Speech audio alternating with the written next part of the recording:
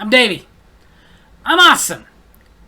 And welcome to Davy's Awesome Movies, where I review the styles of movies that I love, the alternative B-rated cult style flicks. And this week, it is definitely a movie that I love. This movie was made in 2010, and it was written and directed by Eli Craig, and co-written and produced by Morgan Jurgensen. Also produced by Albert Klychak, Roseanne Milliken, and Deepak Nair. Made by Eden Rock Media, Ginormous Pictures, Kintop Pictures, Urban Island, Lobby Lou, and Reliance Big Pictures. And distributed by Magnet Releasing. Ladies and gentlemen, Tucker and Dale versus Evil.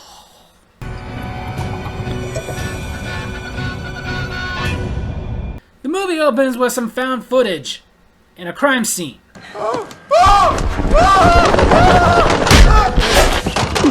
Yeah, this didn't work out for them.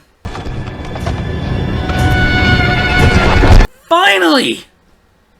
We finally see the Blair Witch!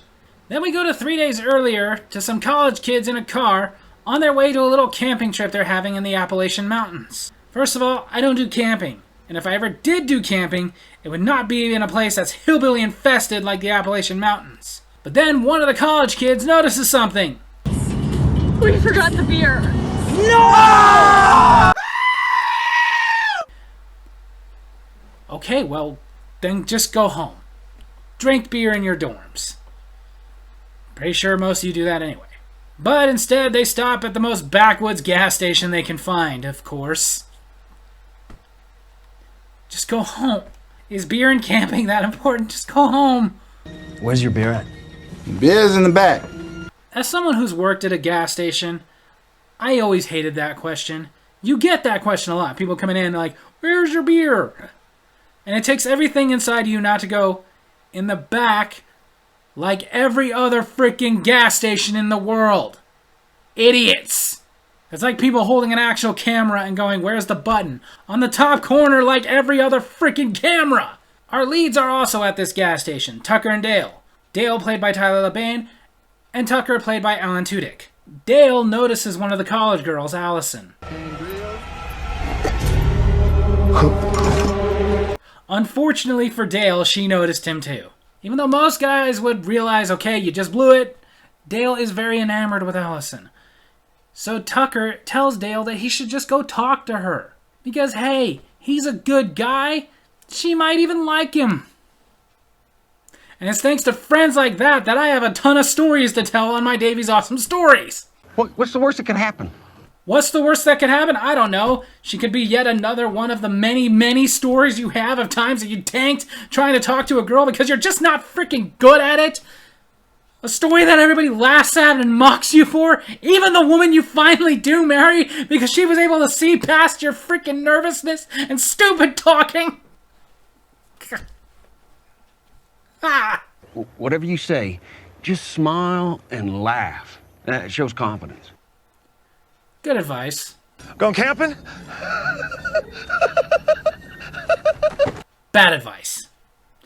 Good advice would have been, don't go over there with that sickle. Of course, the college kids tell Dale to back off, and they leave. If I were them, I'd be leaving to go home. They hate my face. The line, they hate my face, was completely ad-libbed by Tyler LaBaine, and it worked very well. Dale laments a little bit more about how he just can't talk to girls. He never knows what to say, he gets nervous, and then just makes a fool out of himself. Good God, I relate. You got an inferiority complex. No, I don't! Tucker and Dale head to the cabin that Tucker bought. A cabin in the woods that can be their vacation home. They just gotta fix it up a bunch. But I do gotta say, that cabin looks very familiar. Like, I feel like I've seen that somewhere. Just something about that cabin. Even though this cabin is extremely creepy and fixer-upper would be putting it loosely, they both do love this little summer home they got. Dreams really do come true. Oh, look out! Should probably fix that. Among the college kids, they did decide to go camping in those very same woods, and they are not very far away from Tucker and Dale. And one of them, Chad, is telling a story. A story of a Memorial Day massacre. A bunch of college kids went up to those very woods just like they did 20 years ago. And they were killed, massacred by a couple of hillbillies. Which is one of the reasons I do not go camping. I mean, think about it. How many of these horror movie massacres happen in the woods? Okay, I'm just saying, there's no movie called The Duplex Has Eyes. Later that night, Chad is drunk and trying to get with Allison. We're perfect for each other. Okay, dude, that means that she's not that into you. And trust me, I know a thing or two about girls not being that into you. Allison decides to go swimming. And it turns out at that same time, Tucker and Dale were out in the middle of the lake doing some fishing. Oh. Okay, there's being a nice guy, and then there's being an idiot. Allison hears them. Worst part is, she's not coming up out of the water. So of course Dale dives in to save her and puts her in the boat. Ah, we got your friend! Oh God! They got Allison! I would probably assume the same thing. We got your friend! Why the hell are they running away? Hey! Because to everybody else that would just be observing, y'all are creepy. The next morning, Allison wakes up, frightened by her surroundings. Oh! It's the pancakes! You hate pancakes. I'm gonna make you something else. Do hillbillies really not know that they're scary as hell? Please don't tell me that you hate eggs and bacon. Any chance I can have the bacon and eggs with the pancakes? Dale is informing her of what happened to her, how she fell in the water, hit her head, and he saved her and brought her back. And Allison is very surprised because Dale is such a nice guy. So maybe, Allison, you just shouldn't be so judgmental. Who am I talking? Hillbillies freak me out. Like, I'm more afraid of hillbillies than gangbangers. A friend asked me about that one time, like, why I'm so much more afraid of hillbillies than gangbangers, because gangbangers I'm not really afraid of at all. And I told him it's because both of them are just as likely to rob you and kill you. But at least the gangbangers aren't going to rape you first. Just saying, there's a reason there were no hood rats in Deliverance. And if you need anything else, you just holler for me. I'll be right in the little room here. But Dale is a good guy, hillbilly. Allison asks if there's anything to do. Do you like board games? You got clue? While Dale is inside with Allison playing board games, Tucker is outside cleaning up the place, sawing up some tree logs that he's going to dispose of. At this point, Allison's friends are coming up to the cabin to get her. And it is at that moment that as Tucker is sawing, he saws into a tree that inside had a beehive. Not the bees! Ah! So of course he's freaking out now. Run! Run for your lives! Ah! Of all the luck! So while one of the kids is running away from Tucker, who is running like hell away from the bees, which is why, kids, it's important. Keep your eyes forward. When Tucker gets back and pours some beer on his face from the bee stings, which by the way was all Alan Tudyk, he informs Allison that he saw her friends. He must be allergic to bees or something because he was running like a bat out of hell. Yeah, that was it. Allison goes over to help out Dale, who is digging an outhouse hole, while Tucker is throwing some of that wood into a wood chipper. So it's pretty obvious what's going to happen here. Somebody is going to die by falling into that outhouse hole. One of the friends that thinks that Allison is in danger charges in, causing Dale to accidentally hit her in the face with a shovel and knock her into the hole. At the same time, Dale is falling into the hole. As far as Todd... Good Lord! College kids are terrible with sticks! Another friend, Mike, goes after Tucker.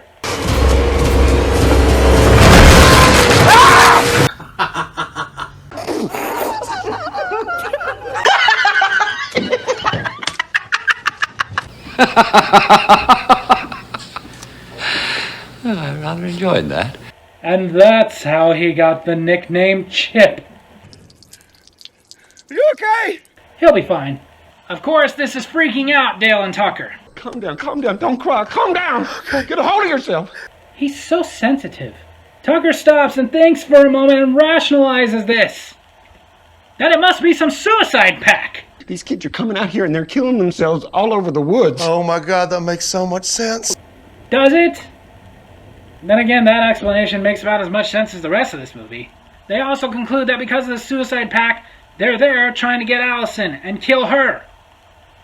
She's unconscious, so she can't tell them that that's not what's going on. One of the college kids, Chuck, had left to go get help, and he is now back with the town sheriff. So the sheriff picks up the other college kids and they go to investigate. Except for Chad, he stays behind. He wants to stay and fight these killer hillbillies. Man, is he in for a surprise. A surprise that once it comes out, everybody's just gonna laugh and laugh and laugh. Probably not. Tucker and Dale are trying to clean this up. The store had better not charge me for this. Yep. Hey, you die in it, you bought it.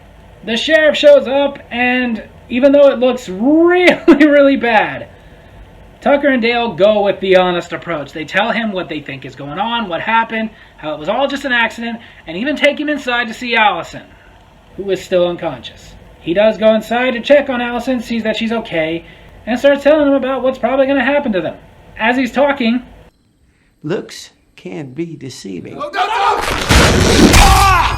maybe you should have checked out some other cabins before buying that one. The sheriff stumbles outside and dies. So Chuck runs out and grabs his gun. But he forgot to take the safety off. Don't do that! And this is why it's important to know gun safety. Chad runs over and grabs the gun and starts shooting at him. He shoots at them like 13 times. Misses every one of them. What's more hard to believe is that he was able to shoot 13 times when that's only a 6-shooter and Chuck used one. Chad comes up with an idea. Hey, Hillbilly! Your move! Okay, now who's the villains? That dog never hurt anybody. Well, neither did Tucker and Dale, but you know for sure that the dog didn't hurt anybody. Dale shoots at the college kids with a nail gun. Not to hurt anybody, he's just trying to distract them, while Tucker goes behind them with a clever disguise. But hey, at least he was able to free the dog. Although while doing that, he got spotted. It is a beautiful day for a run, isn't it? As long as you look out for tree branches, yes. Eventually, though, the college kids catch up to Tucker. Oh, God. Please, no. When Tucker wakes up... This is for Mike. No! You mean Chip. Allison finally wakes up, and Dale tells her what's happening, and she tells Dale this all must be just a big misunderstanding. She goes outside to tell her friends, but all she finds is a message. Oh my God! They cut off his bowling fingers! And they just started a league, too! She tells Dale that her friends must be trying to save her because they think that Tucker and Dale are trying to hurt her. Because when they first met, Dale came off pretty creepy. I was nervous. I don't know how to talk to girls and... Again, I relate. So many times I've been mistaken for a creeper when really I was just nervous. I know it doesn't explain why I was hiding in that tree, but I was nervous. Dale finds Tucker, very narrowly avoids a trap that was set for him, and cuts Tucker down. Wait! This vacation sucks. Could be worse. I know about this one family that tried to go to Wally World. Chad and Naomi get to the cabin and find Allison there alone, who quickly tries to explain to them that this is all just a misunderstanding. These freaks are evil. They're evil. They're not the ones that tried to kill that innocent dog. I'll bet Chad has a cat. Of course, they're college kids, which means they know everything about everything, so Naomi determines that she must have Stockholm Syndrome. Tucker and Dale return. You okay, Allie? Allie? Did he just call you Allie? Well, that is short for Allison Chad, which is not short for anything. Allison says they all just need to sit down, have some tea, and talk things over. Chad says as long as that tea is not chamomile because it messes with his asthma. I'll provide the finger sandwiches. That's what I'm going to sell at the restaurant I open up at Donner Pass. So Allison, who is a psychology major, sits them down and tries to play therapist. Now, it's important that we communicate our feelings and... I hate college kids. Chad starts his story. It's the story from before the Memorial Day Massacre. As it turns out, Chad's parents were there. His mother got away, his father did not. His mother was pregnant with him, but didn't know about it until after the massacre, and then by the time she had him, she was institutionalized. I grew up hearing that story from my grandmother. Why the hell would she tell you that? Dale tells him how sorry he is to hear this story, but he's not like that. He himself is not a violent man. He can't even hurt a fish. That's right. You can't even hurt a fish. I can. I love fish and chips. But hey, at least they're not killing anyone. It's showtime, freaks! Never mind. Chad freaks out and smashes a lantern onto the floor, which causes a fire. One of the other girls, Chloe, tries to put it out. Fire! No, don't use that. Hillbillies. The fire is getting close to the gas can, so Tucker and Dale grab Allison and run. Sorry, I know that killed the remaining college kids and destroyed your summer home, but I really like explosions. I'm a terrible therapist. You're not a therapist, you're a college student. But then they see something. Oh, I've seen how this plays out. Now you gotta go get a double-sided coin, scratch one side, and use that to make your decisions. Tucker, Dale, and Allison get into Tucker's truck and floor it. Dale, go! Does no one face forward anymore? When Dale wakes up, Allison is gone. Only Tucker is outside of the truck. Tucker tells him how Chad came in and took Allison. He tried to fight him off, but he couldn't. He was too badly banged up. So it's up to Dale. Dale goes after Chad. What is the matter with you? Chad has officially lost it. Good thing Dale is there. You want a killer hillbilly? I'll show you a killer hillbilly. Yeah! But when he gets to Allison, Chad turns on the saw. So as Allison is getting closer and closer, Dale runs over and tries to free her. But Chad puts a stop to that. So now Mr. I'm so sensitive I can't even hurt a fish has no choice but to fight Chad. While Chad is basically beating the crap out of Dale,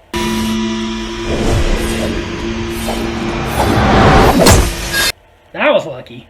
Dale fights Chad off enough for he and Allison to get upstairs. And once they get upstairs, Allison finds something. And his His father's body was never found. I think we just found him. Holy. That explains a lot.